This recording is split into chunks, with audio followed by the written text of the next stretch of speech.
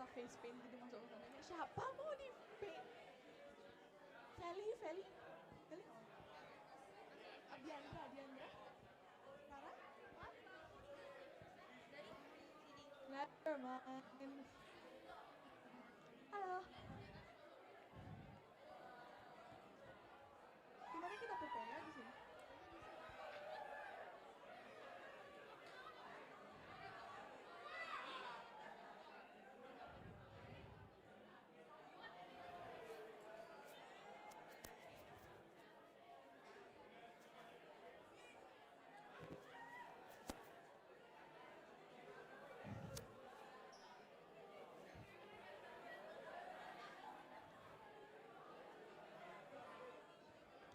Aduh, gagal. Thank you. Stop grabbing butts.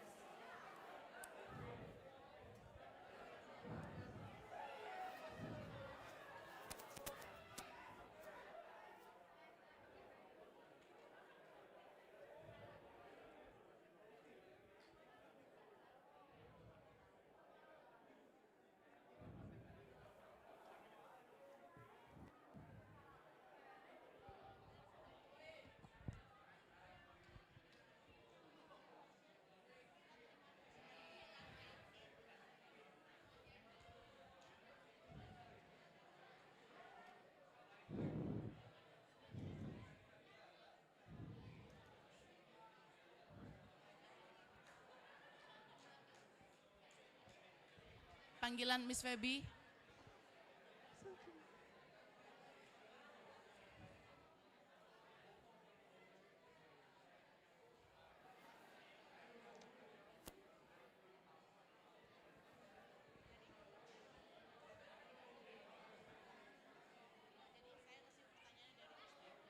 Atau saya minta Mister Raja bacain pertanyaan.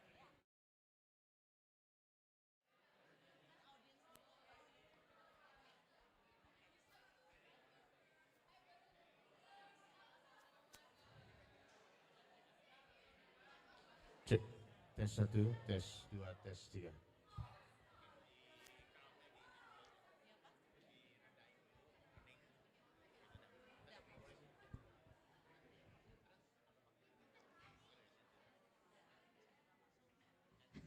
Is it a party?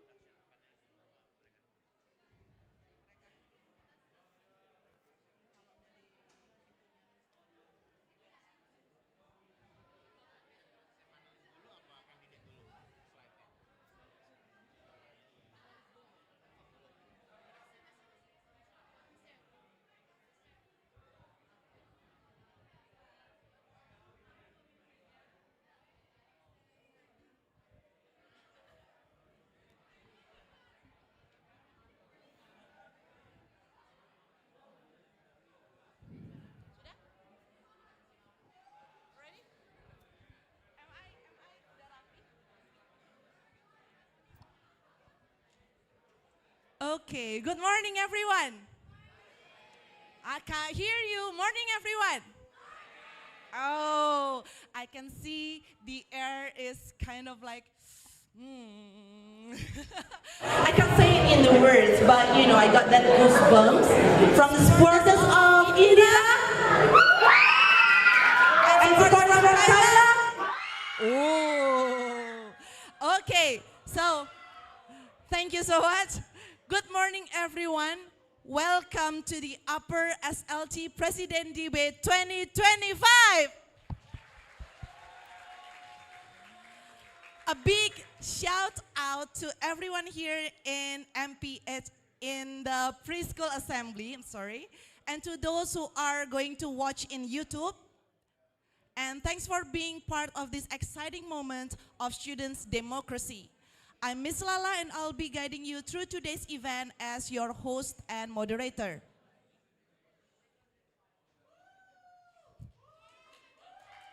Thank you. All right. Before we start, I would like to invite our panelists for today. Please welcome, we have Miss Cherry as the head of Department of Secondary.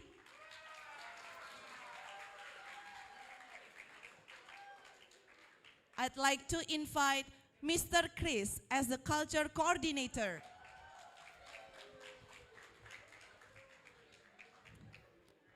And we have Diva, our SLT President 2024-2025.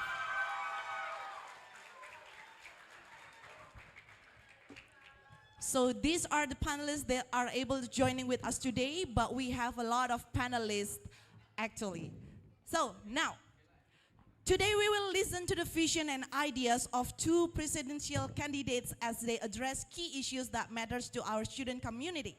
The purpose of this debate is to help you to make an informal decision before casting your vote.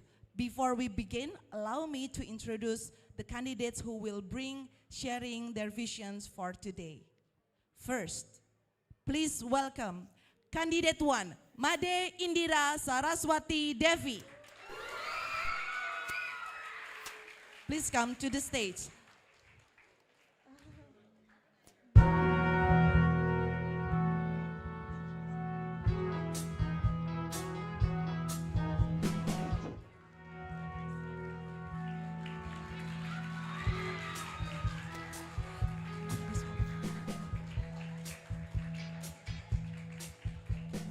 An empathetic, adaptable, and a team player student leader. Let's get to know Indira. In her free time, she likes to do watercolor painting, watching movies, and baking. Candidate 1 wants to help Regents be recognized on a border stage while guiding one another to reflect on the past, live in the moment, and prepare for the future. Show some love if you are cheering for Candidate 1.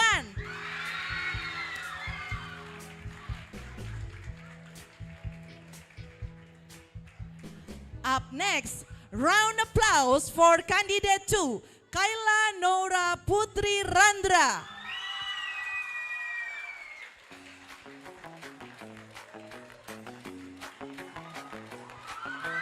Known for being accountable, empathic, and communicative.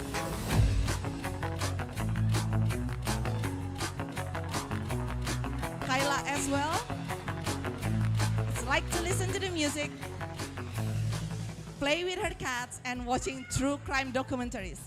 Candidate 2 wants to create a school environment where every student in Regent School is empowered to lead, speak up, and realize their full potential regardless of title or background. If you are team Candidate 2, make some noise. Okay, so let's give both candidates a big round of applause.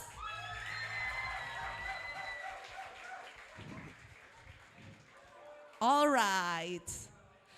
Thank you, grade 9, 10, 11, and 12. You are very supportive. And let's continue with few rules and procedures for today's debate. Responding time will start once the candidate says the first word. Gadgets are forbidden to be used during all sessions. Candidates may take notes with pen or pencil on paper. Supporters should remain silent all the times. Cheering can be delivered in brief after each candidate's response. Are you ready? Let's get started. We are going to start with candidate speeches. There will be 2 minutes each. To kick things off, each candidate will only be given 2 minutes to deliver their speech. Please welcome Candidate 1, Made Indira Saraswati Devi.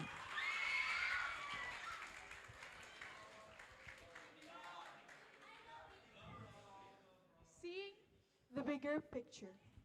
If I'm not mistaken, I've said this phrase at least 15 or 16 times over the past few weeks. And somewhere along the way, I had to stop and wonder, do I even understand what I'm saying? So I asked around. One of the people I turned to was Wika, the former student council president. She told me, we can't feel lost on the smallest details. I can sympathize with wanting everything to be perfect, but that is what holding you back. It made me realize seeing the bigger picture isn't about having everything figured out. It's about the willingness to start. So risk being judged, risk being scared, but just do risk it. Good morning, Regents. I am Indira Saraswati, standing proudly before you as the first candidate of the Student Lighthouse Team President. I am not here to sell you a perfect plan, but to invite you into creating one. Flawed? Yes, it will probably be, but it is our plan. Seeing the bigger picture can begin with honoring where we have been, reconnecting with alumni, bringing back past programs, and executing unfinished programs. It also means living in the moment, and at the same time, climbing steps of the career ladder, fighting for the place where we want to be. Seeing the bigger picture is to see where Regents belong outside of these walls, to connect, to learn, and to make our presence felt. But most importantly, seeing the bigger picture is about seeing where you belong, right here in this picture. This is Indira. Thank you. Thank you, Candidate 1. Now let's hear from Candidate 2, Kaila Nora Putri Randra. Hello. Is it on? Hello? Oh.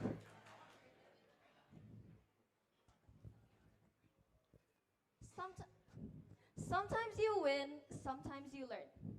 Last year, I learned. And this year, I strive to win. But what does winning mean to me? Winning means achieving the end goal. The end goal is being able to meet everyone as president. But even if I'm not elected as president, if I manage to make a positive change, if I manage to bring our ideas to life, and if I manage to inspire everyone to do the same, then I've won. I was here last year, and I'm here again this year because I care. I care about the Regents now and the Regents in the future. As I approach my 16th and final year at Regents, I want to make this year memorable for all of us. Because what do we really remember about high school? Not the homeworks, not the textbooks, and definitely not the worksheets. But the cheers from the basketball game, the debate that made the whole room gasp, and the singing voice that gave everyone goosebumps. All of this is achievable through Regents Cup. But I want to help create more of those remember when moments for all of us. More chances for you to be cheered on, and more opportunities for you to inspire yourself and notice how much potential that you have.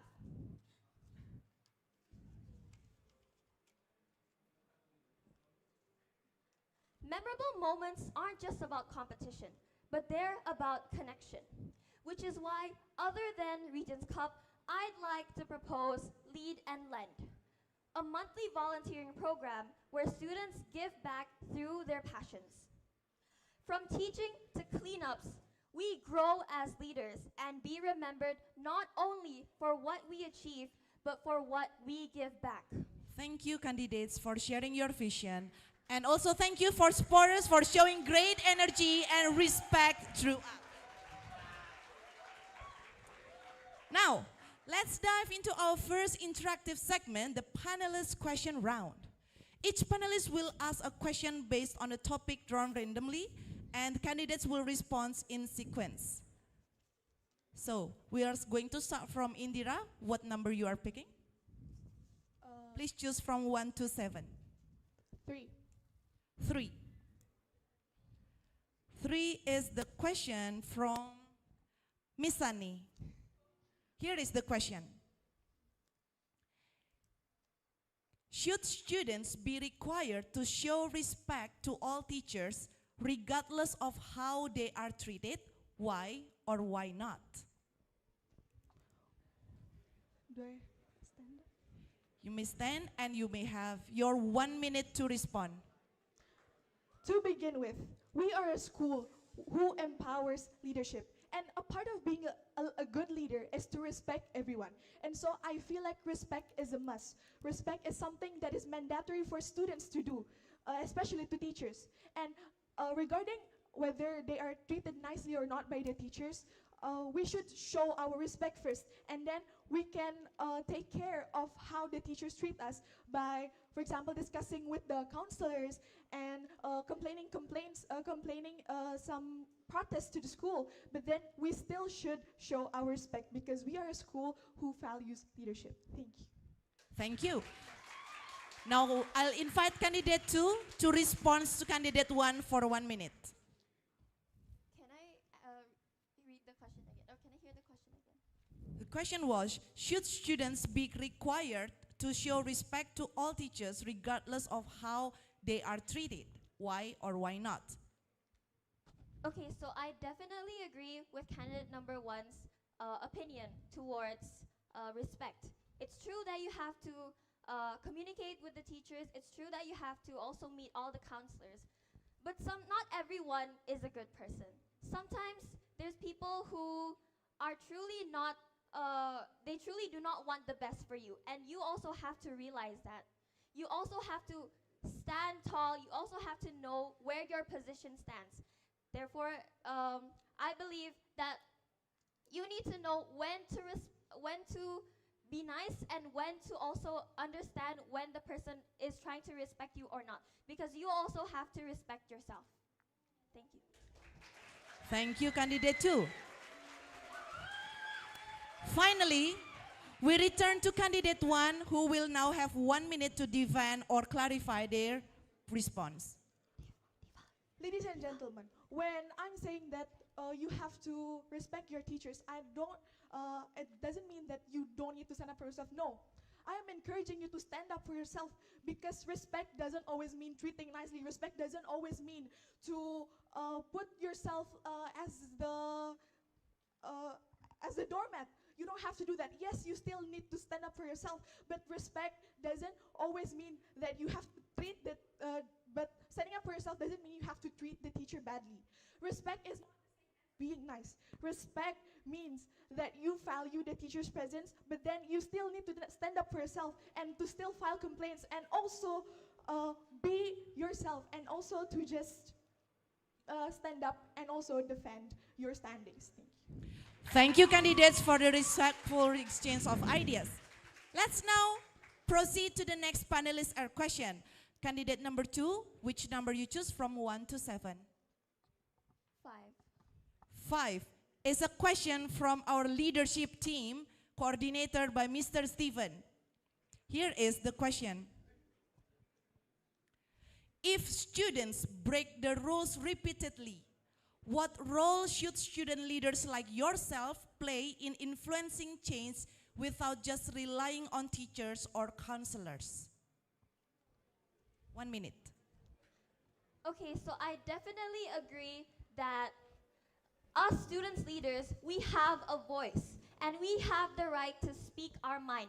Therefore, if we see a student break the rules repeatedly, that doesn't mean that we have to rely on just the teachers or the leaders, because we have a voice and we also need to voice it out to them, and we need them to realize their boundaries, that they're breaking the school's rules. And us students leaders, we go by the school rules. We know what is right and what is wrong according to the school's code of conduct, and we follow that by heart. Because our presence is to inspire others to do the same, and our presence is to inspire others to follow the right path, which is why we're here. Thank you. Now response to candidate 1 by candidate 1. I definitely agree with the idea of that we need to communicate why the rules is created in the first place. We also have to know why it is broken in the first place. We have to find the roots of that problem. But not only that, what I disagree is that the candidate 1 said, and I quote, "Sure, we know what's wrong, what's right, but then we are still teenagers. Our prefrontal lobe is still developing, and our judgment are often clouded. And so sometimes it might seem wrong or it might seem right, but what's important for us is to communicate why rules are created in the first place. And then teachers and as students leaders, we also need to show what are the consequences if that rules are broken, why that rules is created in the first place, why that rules matters, and why that rules shape the school the way it is today. Thank you. Thank you. I'd like to invite candidate 2 for response.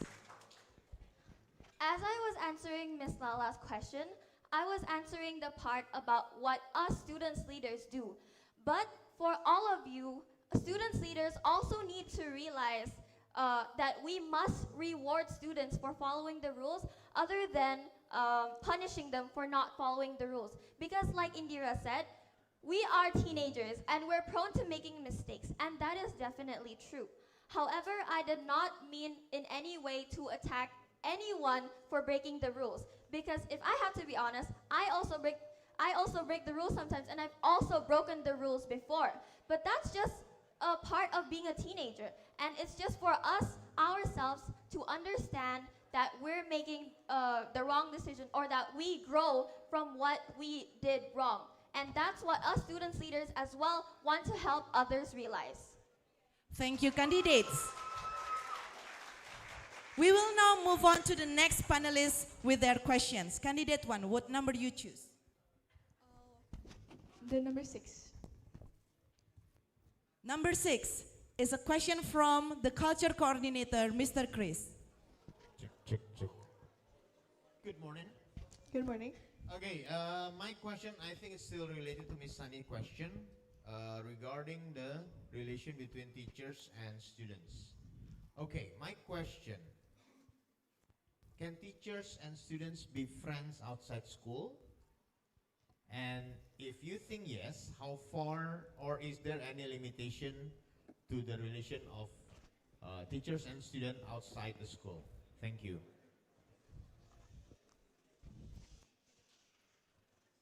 In my opinion, it is still okay for teachers to be friends with students outside of school, but not in a way that they are friends and closely related and doing something that is suspicious.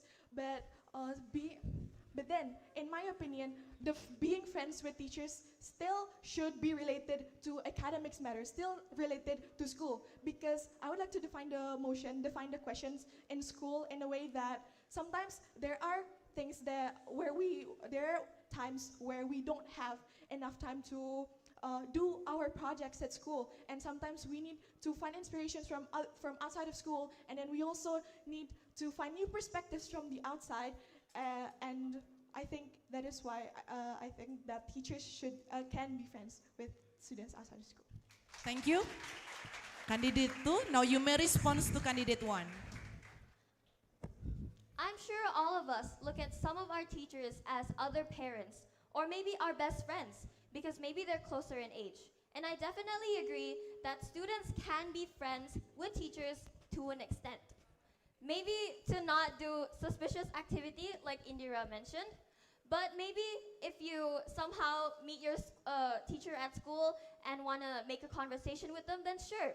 Or if you want to ask for help from students outside of school, that's kind of like asking your friend for help for maybe your math homework or something.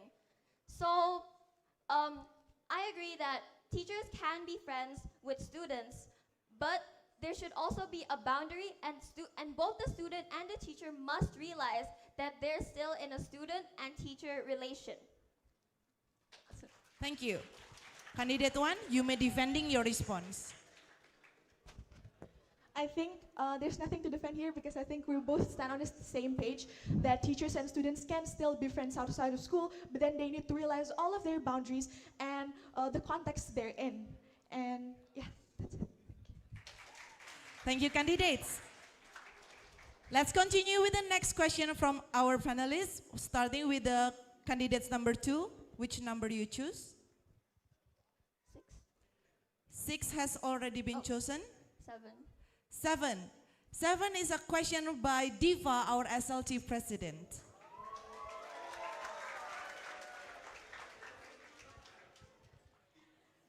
As we all know, this year we had a reformation of the student lighthouse system, where now the student lighthouse is divided into the lower system as well as the upper system as well. I'd like to ask you on how you plan on taking advantage of this reformation, and how are you going to reinforce programs that cater more towards the needs of upper students? Thank you. Okay, so as you all know, and as Diva has mentioned previously, now we have lower SLT and upper SLT. How would I take advantage of that? So last year, we already noticed that the upper SLT has been struggling to work in the SLT because of exams and just tighter schedules. And we need to take advantage of this with the lower SLT and help them and make them focus more on the lower events, and upper can also focus on upper events, and together we focus on the whole school. But at times when upper SLT isn't able to cover for their work, I believe that the lower SLT can help pitch in for that. And for the upper activities or so, I feel like we need to also take into consideration the upper's schedule and the special schedule as well. Like this year, we are implementing fun days for upper level and for those with special schedule or for those who have already finished their exams. Thank you, Candidate 2. Candidate 1, you may respond in 1 minute. Well, I certainly agree. Well, to begin with, I certainly agree that the division of SLT into lower and upper secondary can open more opportunities to to more students. But I would like to ask a question to candidate number 2. How would you define the responsibilities, and to what extent, I mean, how would you choose the decision? Because both of the lower and upper secondary might have different perspectives on something. And how would you choose who gets to have the authority of what? That's my question. Thank you. Back to Candidate 2 now. I think that's a great question. But then again, it has already been stated in our job descriptions what we do. For example, my previous position as the head of academics, I am the head. I help all of my action team members strive and do better in what they do. Now, it is the same case for next year's SLT. Everyone has their own job description, and every SLT member has been chosen to their fullest potential. We have chosen all of the SLT members who have the capability to do their best in their role, which is why this question, although I understand where you're coming from, as leaders, or maybe as the current head of academics, I know, and I'm sure that the other heads know as well, to empower their action team. And next year, I'm sure that we can do a much better job in empowering our action team to fulfill all of the responsibilities that we will have next year. Thank you so much. Thank you for defending your stance. Now we are going to hear another question. Candidate 1, you may choose between number 1, 2, and 4. 4. 4 is a question from Ms. Gramita, the academic coordinator. Here is the question. How can student leaders help reduce academic stress while still promoting high achievement? 1 minute. If you guys don't know yet, I am Indira, standing here as I was the head of the academics team, and I know that learning means different things to some people. Learning can be seen as something stressful, learning can be seen as something tedious, but that is what the student leaders are for. We are here to foster a fun environment for all of the students, such as the events of the book weeks, for example. And another thing I would like to propose is the comparative study, or the study banding, where we can go to other schools, where we can see and compare educational practices, successful programs to be applied. Not only will strengthen bond, but also we can help students to realize how much of a blessing, how much of a privilege it is to be in Regents itself. Thank you. Thank you. I'd like to invite candidate 2. So to tackle this issue of balancing academics and personal life, or like our mental well-being and our stresses, I understand that comparative study, or what Indira suggested, is a good idea. However, I believe that there are also some limitations to this idea, and there are also other things that we can implement without really putting out too much budget, and use what we have right now to tackle this issue. For example, with Indira's comparative study, I feel like there's too much of a time constraint.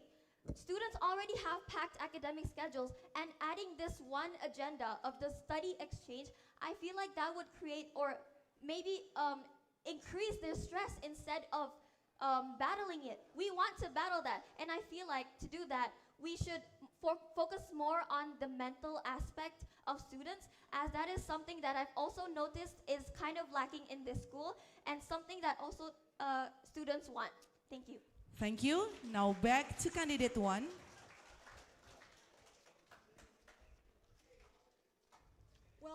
Well, I understand the concern. I understand the concern with all the cost and the time. But ladies and gentlemen, we can start small. We can start by doing a comparative study from local schools which have a similar demographics to us, local schools with the maybe similar fees and also a similar kind of students. We can notice the difference there. And regarding the mental health that the candidate who has stated, I think if we can connect to other school, then we can share our experiences. And sharing experiences is a part of bonding. And bonding is what can improve your mental health. And lastly, we also have to note, if we do a face-to-face study, if we do a study that can be seen with your eyes, you can notice why it works in the first place. And now, if you can see why it works, then we can apply it. We can see the difference with our school. We can understand like how can we implement this. And secondly, the other candidate have mentioned about the using what we have. Time's up. Thank you. Whoa, that was intense. Last question will be chosen by candidate 2. Are you choosing number 1 or are you choosing number 2? Number 2. Number 2.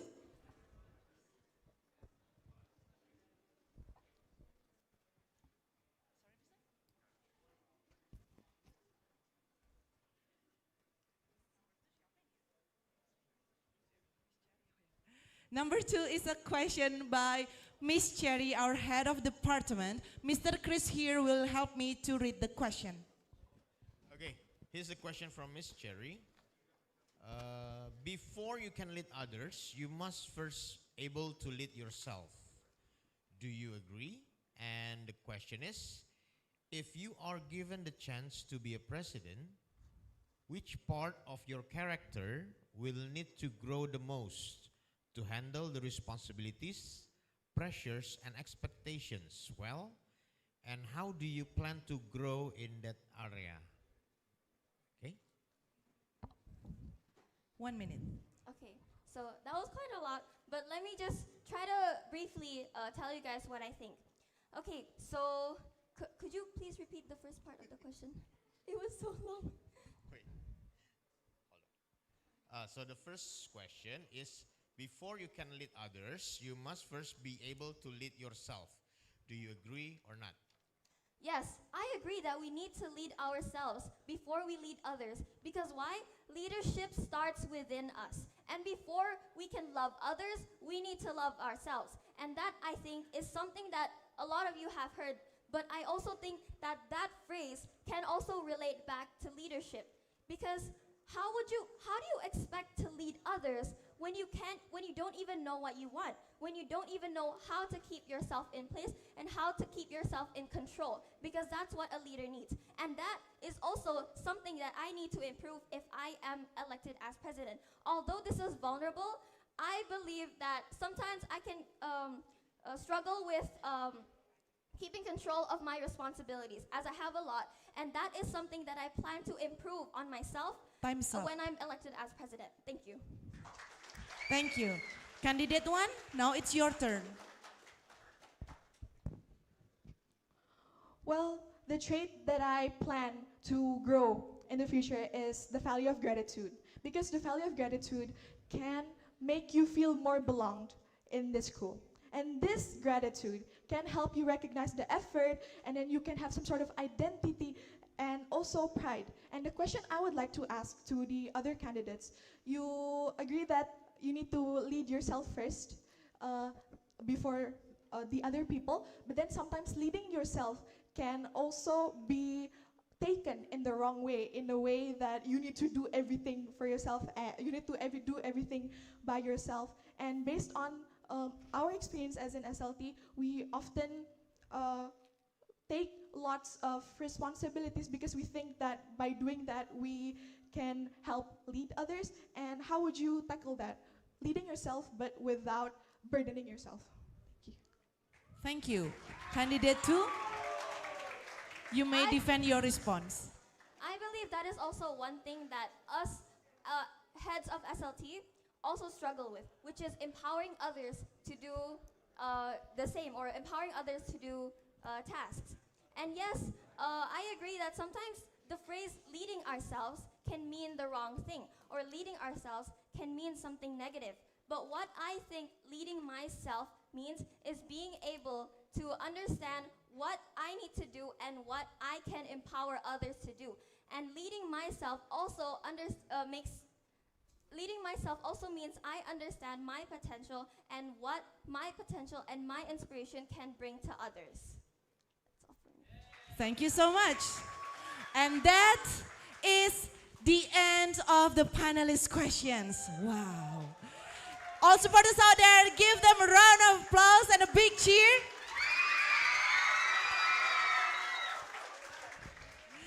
Okay, that was intense actually. Now we are going to move on. This is a time for the candidates to take a little breath and be calm, to inform us your future visions and missions. And in this session, the candidates are going to address and challenge each other's arguments. Our second interactive session is rebuttals. So, this is going to be intense. Get ready for some sharp thinking, quick comebacks, and powerful points. This is where the real debate comes alive. Each candidate, they will have the chance to challenge another candidate's speech and response in return. You will only have one deliver your rebuttal. So candidate 1 will rebut candidate 2, and then vice versa. Okay, we are going to start with candidate 1 will now present their rebuttal in response to candidates 2 earlier remarks.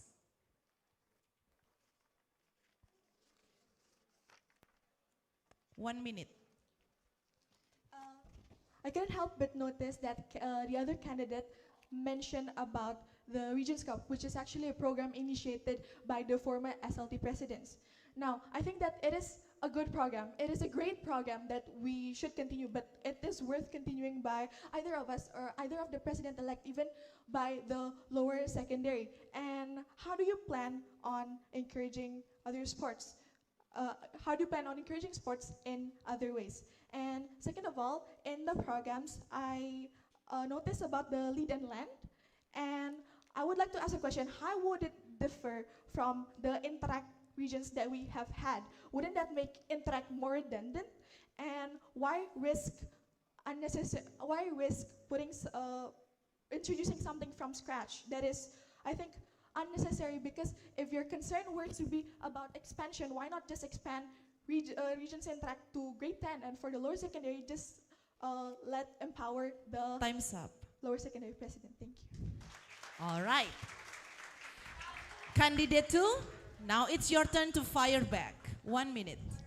I definitely understand that where candidate 2 is coming from. That Regents Cup, maybe not all people want. Maybe not everyone wants Regents Cup.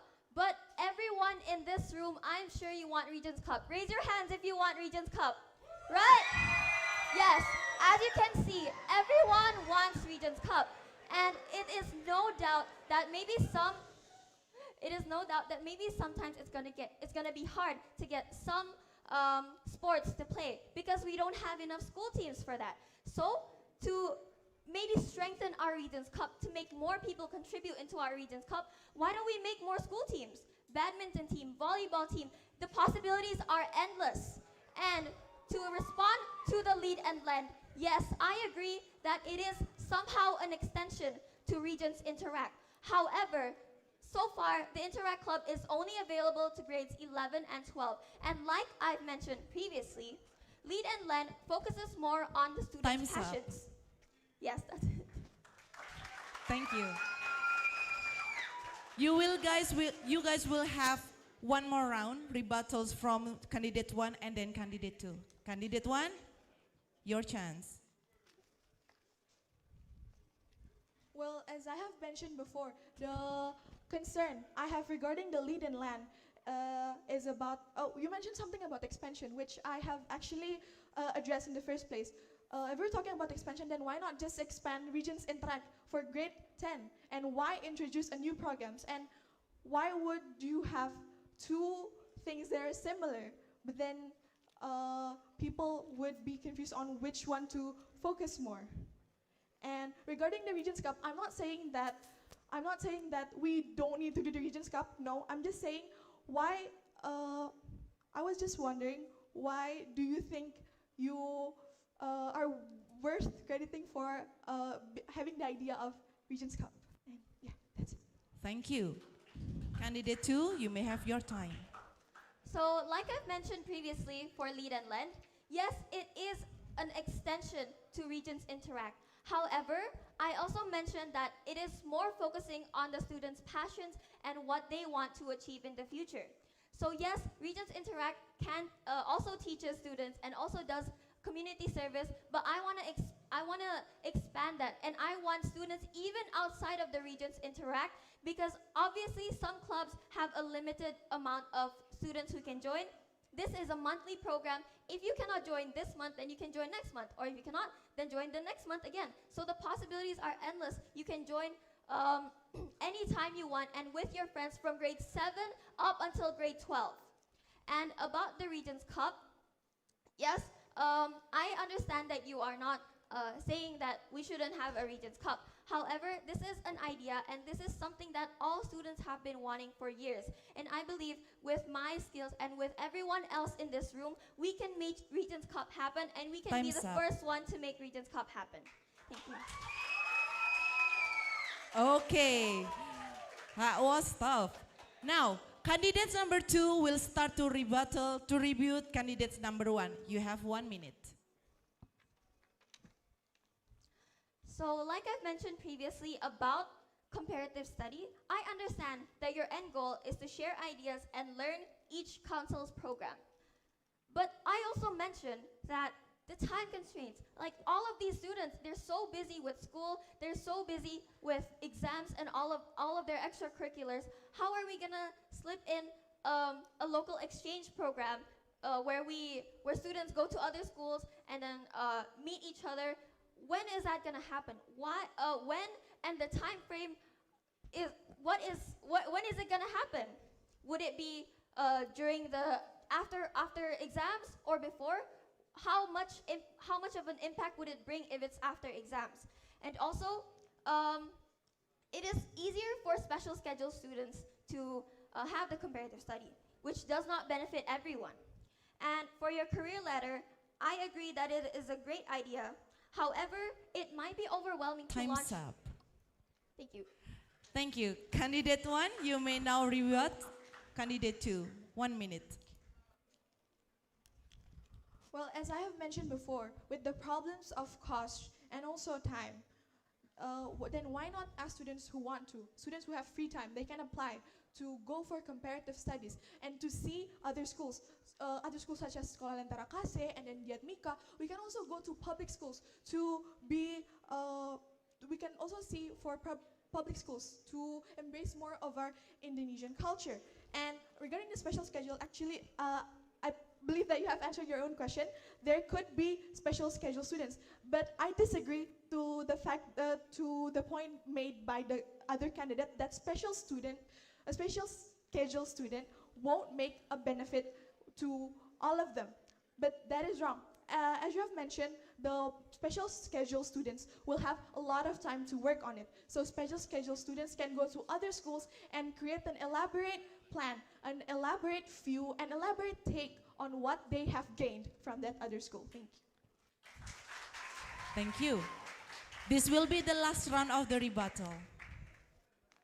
I believe that I've mentioned that although special schedule students have more of an advantage or more of an opportunity to join this, I did not mean it in a way where it meant that only that special schedule students won't bring an impact. Of course they would. Like I said, and like I've always said, everyone here has a voice, and everyone here can create a bigger impact than they think. That is why I only believe that this program is not inclusive, although with the people and with the students who want to join this program, they can make an impact as big as they want. That's it. Thank you.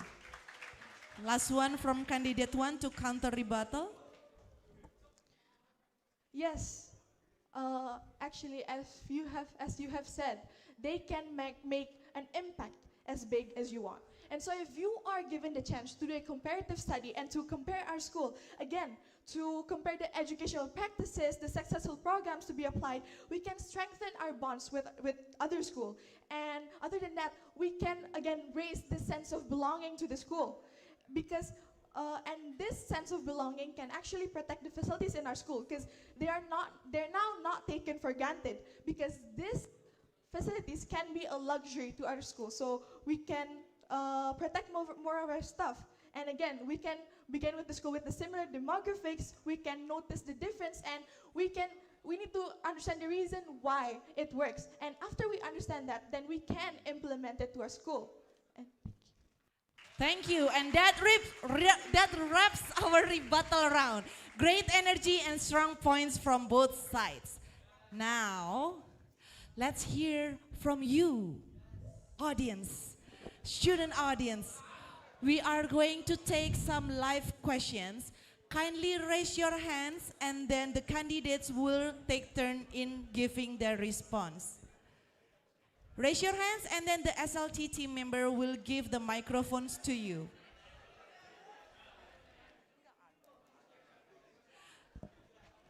I'd like to take questions. Any raise hands? I have one over there at the back from Bintang. Would you mind to stand up, please?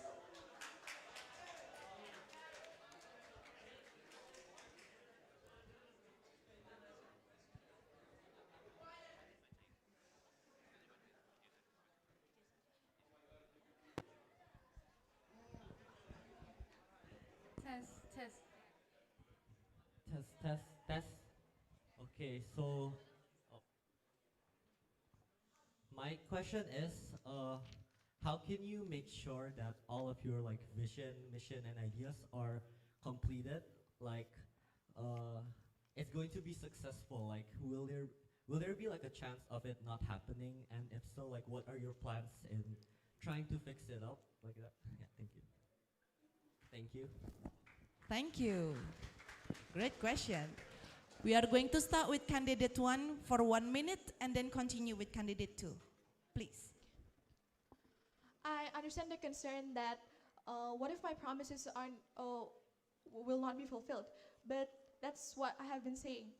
I am not here to sell you something perfect. I am here to present you myself and my invite to all of you into creating a plan that might be flawed, but then again, it is our plan. And so my idea is to actually raise involvement, where we can involve all of you. For example, we can create a Dropbox for proposals, but then proposals is something tedious, you might think.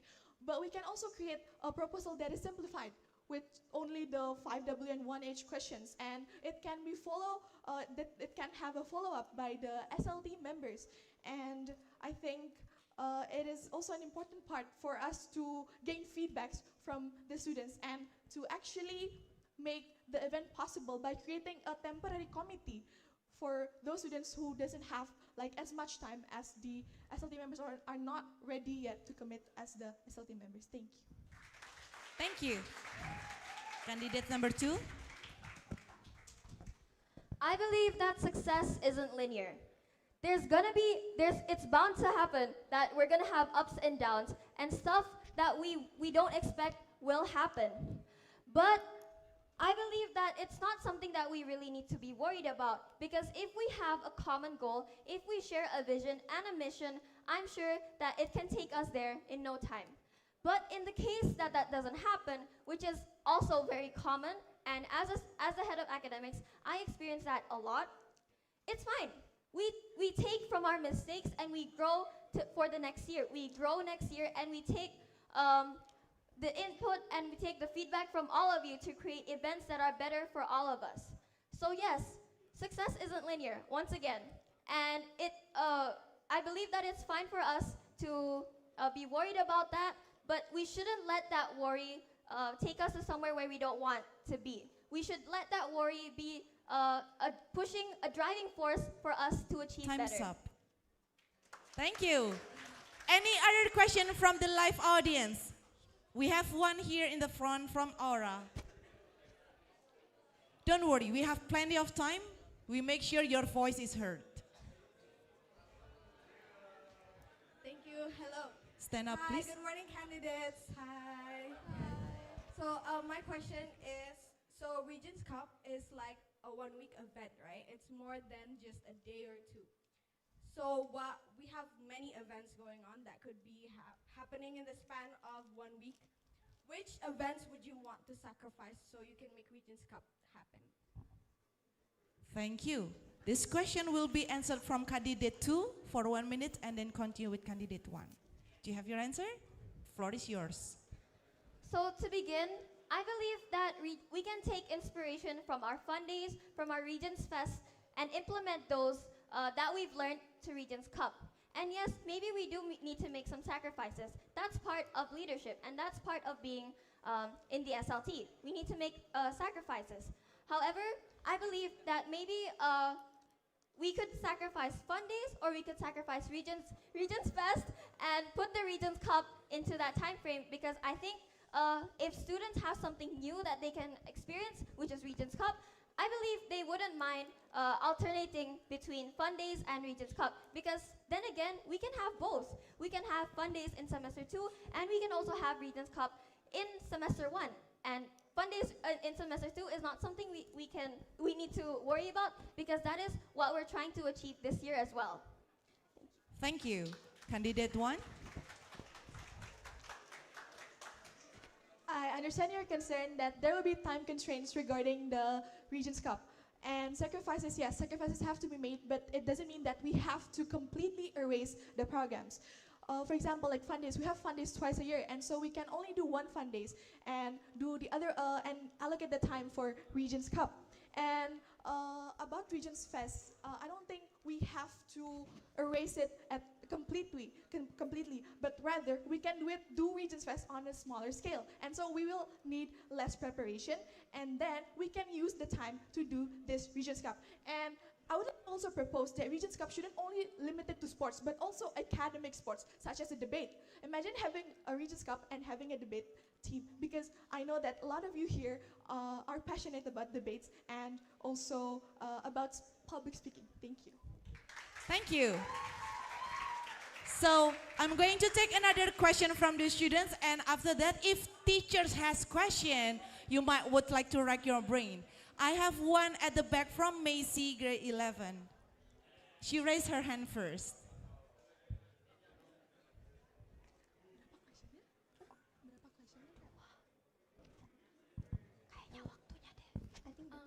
So my question is, for every single event held at school, there will always be complaints and issues from the student body. My question is, how will you handle those complaints, and how will you not only make sure to hear those feedbacks out, but also ensure improvements in the future? Thank you. We will be starting with candidate 1 and then candidate 2. I think, to begin with, I think it's important for us to see the frequency of these complaints. We need to understand why these complaints aren't popular in the first place. But then if we notice that these complaints have been repeating for on, and other than that, we also have the SLT members, which I'm sure already have the quality to filter through all the informations in their grade, and so we can try to find the roots of this problem. But then, if these complaints seems insignificant, or these complaints seems, although unpopular, we can still communicate the value of this, the roots of the problem, and also fix it by, again, involving other students with the improvement. Thank you. Thank you. With candidate number 2.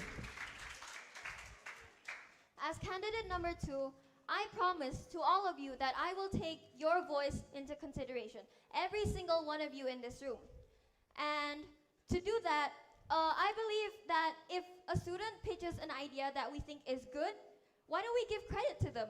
Why don't we put their name out there and thank them for their efforts and for giving us such a good idea?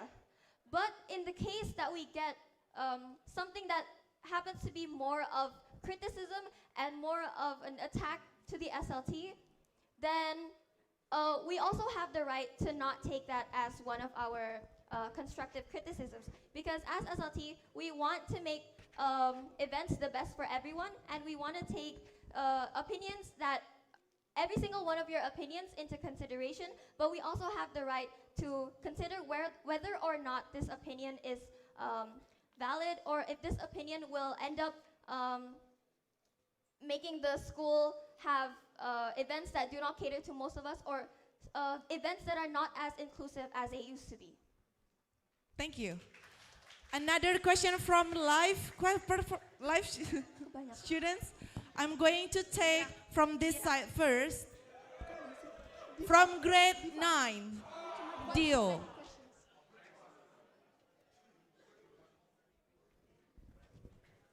Can you stand up, Dio? Thank you. So my question is, there are some students that their talent does not lie in academics, nor does it lie in sports. Some students here, their talent lies in more creative things. How will you foster that talent and fan those flames? That's all.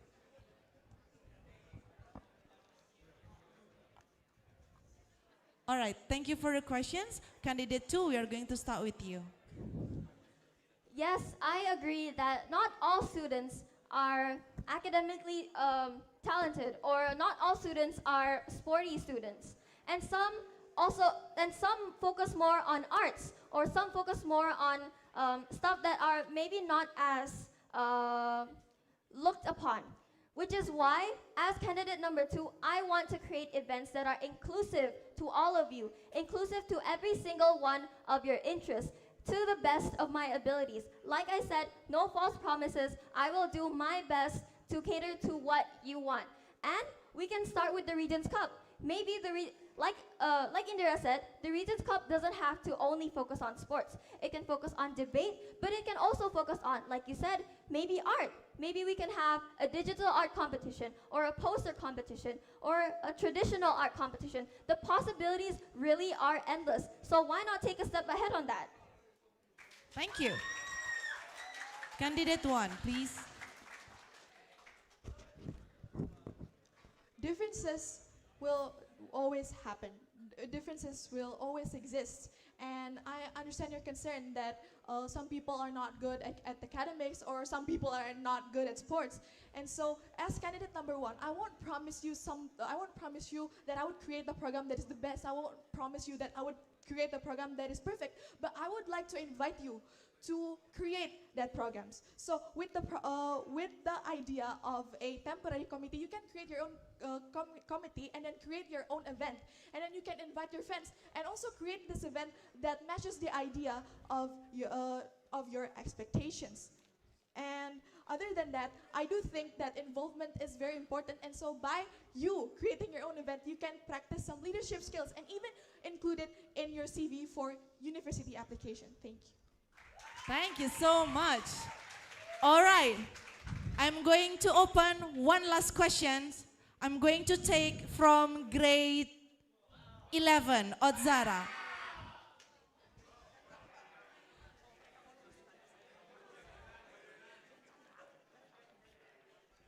Can I have the microphone for Odzara, please? Would you mind to stand up, Odz? Thank you. Yeah, I wanted to ask also kind of related to the last question. Some people might have skills like, let's say music, that's not really supported by the curriculum because there's no music class. How would you suggest supplemental activities so they could like add add things to their CV or their GPA for college later on or uni applications? Yeah, that's just my Thank you for the questions. You are going to answer with candidate 1 first and then candidate 2. Well, other than sports and academics, there are other aspects such as the music or the arts. And with arts, we can try to create murals. As you see, downstairs, there's a lot of empty walls where you can paint on. And for the music, you might not be able to take the subjects, but you can ask the music teachers or such as Ms. Lala to guide you through the subjects. You can take the exams out of the school, but then still find guidance from the teachers. And other than that, we can also create some more activities such as the band. You can create your own band, which I think is one of the things that you could use to improve your leadership skill and to improve your contributions to the school. Thank you. Thank you. Candidate number 2. So I definitely understand that we need to respond to these different interests. And let me begin by saying that budget is not a concern.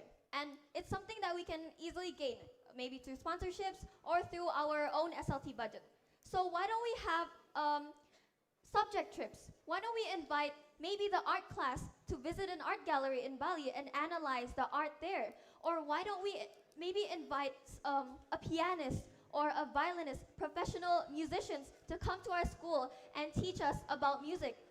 Why don't we expand who we can learn from and where we can learn in to cater to everyone who wants more support to the subject that they like. So it's not just math, science, and stuff like that. We can also give extra activities for art students, for music students, for sports students, for everyone. Thank you so much. Round of applause for all candidates. And give your cheer some more to support.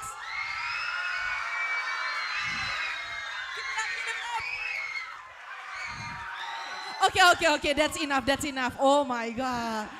You are so loved by your friends and teammates. Wow. Okay, so thank you, audience. You are very supportive. And then thank you for the goat.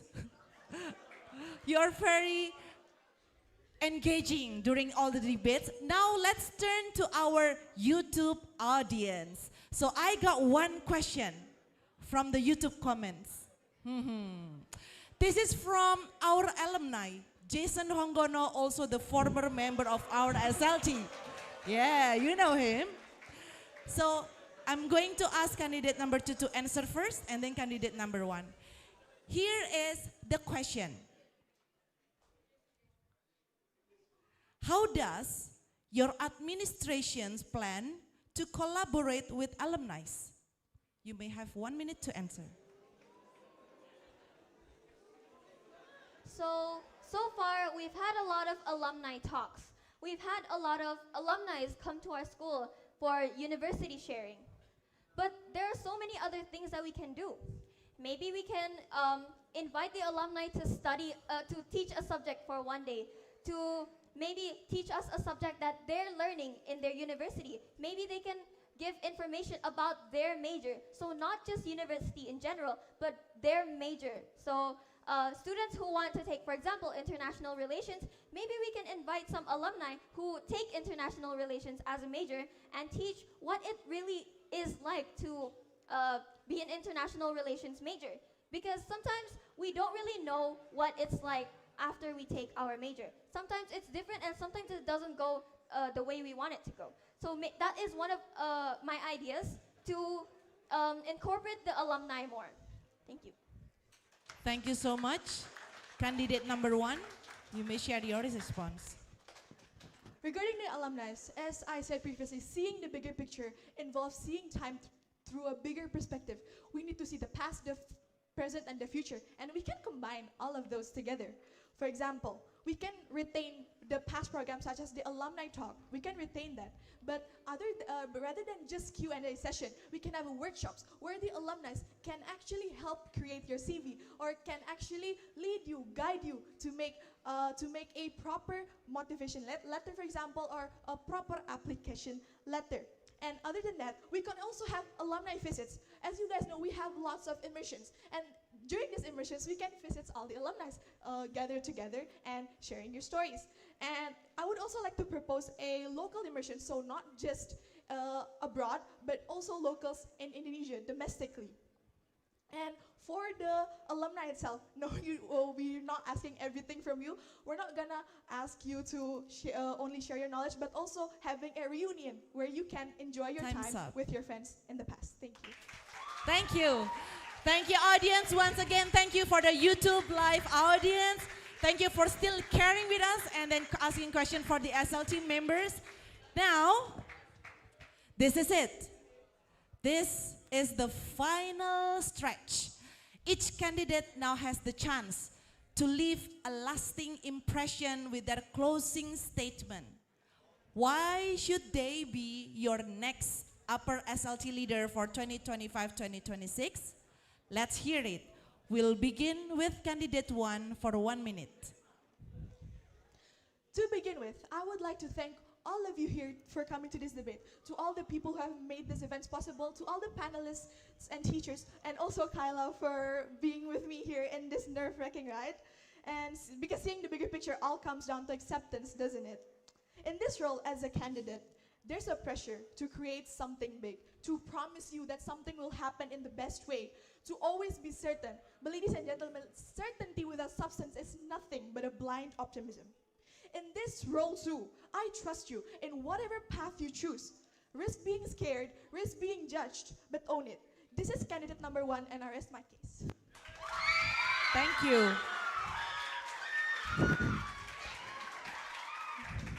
Next, from candidate number 2. Like I said, sometimes you win, sometimes you learn. This year, I learned that leadership isn't just a position. It's about action. Regardless of outcome, my mission stays the same. To make Regents a school that grows, listens, and improves. My name is Kyla. I'm not the most artistic, not the most popular, and I'm definitely not the most perfect. But I am someone who will fight for you, for better communication, more inclusive events, and real change. I'll admit, I'm scared. I'm scared that my goals won't be achieved. But then I remember that these aren't just my goals, they're ours. And I believe with our voice, with our ideas, and with our determination, we won't just reach these goals. We'll surpass them. From my heart to yours, let's grow Regents together. Because when future students walk these halls from now, what stories do you want them to hear about us? Okay, and that wraps up your final statements. Thank you for ending with such a strong note. And candidate 1 fans, this is your moment. Let's hear your support. Wow. There you go. Thank you. If you are team candidate 2, make some noise. All right. Okay. Thank you, supporters, and also amazing candidates for your brave voice and clear ideas, and to our panelists, as well as to our audience, both live in here, Preschool Assembly and YouTube. So, thank you for keeping the vibe fun, respectful, and supportive. Before we dismiss, here are voting day procedures. The voting day will take place on Monday, 2nd of June, starting from 8 until 10 a.m. in the canteen area. Each student may cast 1 vote only, and the live counting and result will be just right after the voting. So stay tuned and witness who's taking the lead as your next SLT president. Now, before you leave as well, For those students who are so excited to come here and bring their own chair from the classroom at the back, I'd like you to return the chair from the classroom, and I hope your cooperation. And last but not least, every vote matters. Yours could make the difference, and that brings our Upper SLT President debate to a close. I'm Miss Lala, your MC for today. Thank you and have a great day.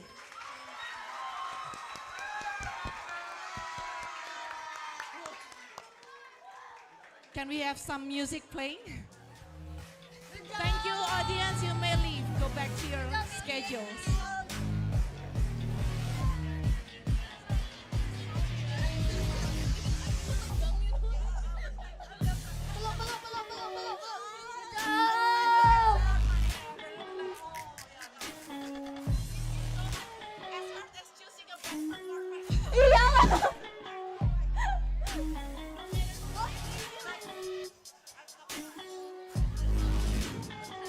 Good job. Good job. Thank you, everyone.